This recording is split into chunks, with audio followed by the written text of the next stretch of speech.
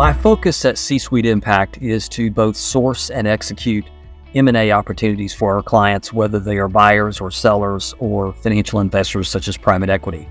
Although most of my focus is within the healthcare and technology industries, and I mean those separately, we are really industry agnostic in terms of the types of clients and projects that we can service. Over the course of my career, I have executed transactions in a variety of industries, including manufacturing, transportation, distribution, automotive aftermarket, as well as the previously mentioned healthcare and technology. In terms of geographic limitations, we have none. We work with clients across the United States and Canada, and there's really no limitations in terms of what we can do and where we can service clients. Well, I began my career as a financial analyst working in the investment banking industry, primarily focused on sell-side M&A transactions. And then that progressed into working in corporate development with multiple Fortune 500 companies on the buy side of M&A. And I advanced into vice president level positions where I was responsible for sourcing and executing transactions and collaborating with our C-suite executives as well as our board of directors. At the end of the day, this has culminated in the successful execution of over 50 transactions valued at $1.6 billion.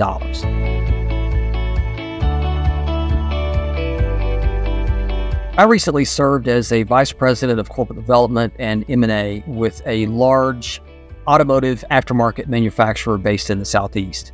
During my tenure there, we executed the largest acquisition in the company's history.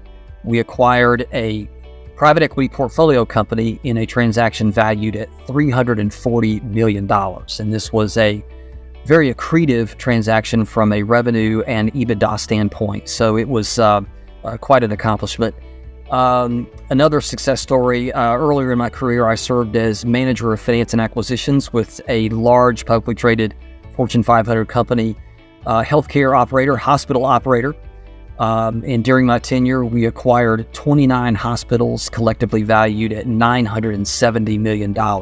So again, a very accretive tenure in terms of revenue, EBITDA, and company growth.